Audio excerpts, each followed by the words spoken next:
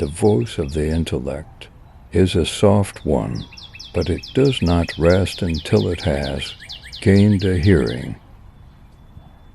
What a distressing contrast there is between the radiant intelligence of the child and the feeble mentality of the average adult.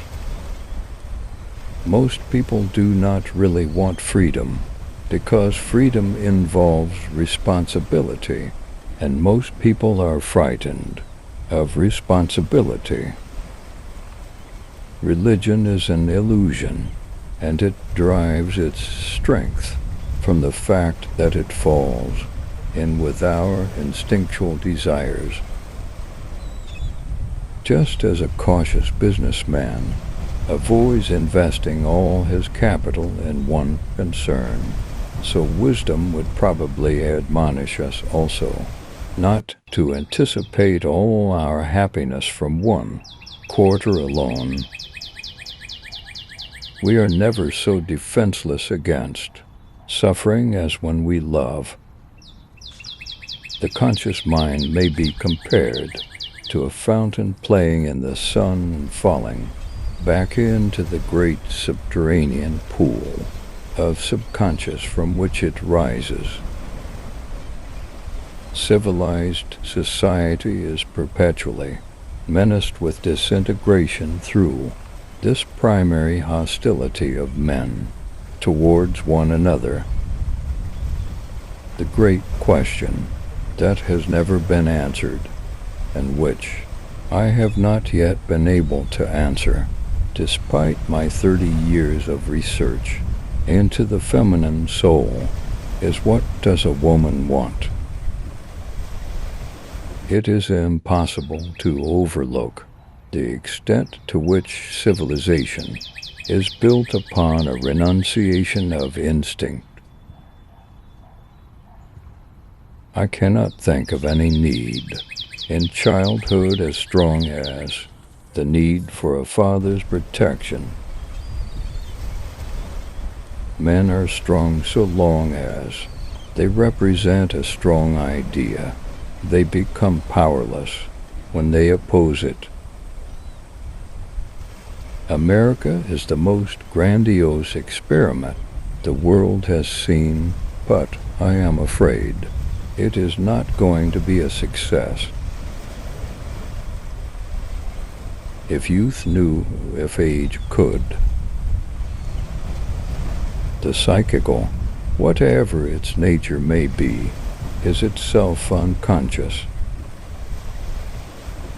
The first human who hurled an insult instead of a stone was the founder of civilization. America is a mistake, a giant mistake.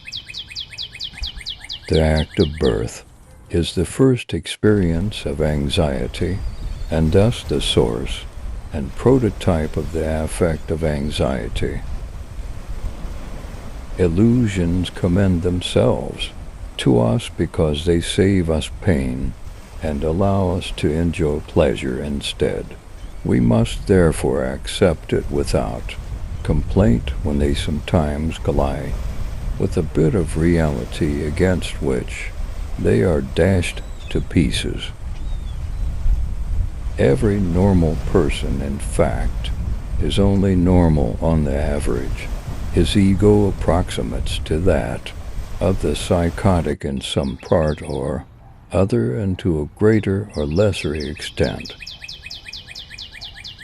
What progress we are making in the Middle Ages they would have burned me. Now they are content with burning my books. My love is something valuable to me, which I ought not to throw away without reflection. The madman is a dreamer awake. The ego is not master in its own house. Public self is a conditioned construct of the inner psychological self. Where idea was, there ego shall be. A woman should soften, but not weaken a man. Great decisions in the realm of thought and momentous discoveries and solutions of problems are only possible to an individual working in solitude. The dream is the liberation of the spirit from the pressure of external nature, a detachment of the soul from the fetters of matter. No one who, like me, conjures up the most evil of those half-tamed demons that inhabit the human breast and seeks to wrestle with them can expect to come through the struggle unscathed. How bold one gets when one is sure of being loved. We are what we are because we have been what we have been. Being entirely honest with oneself is a good exercise. A certain degree of neurosis is of inestimable value as a drive, especially to a psychologist. From error to error, one discovers the entire truth. Neurosis is no excuse for bad manners. If children could, if adults knew. Opposition is not necessarily enmity. It is merely misused and made an occasion for enmity.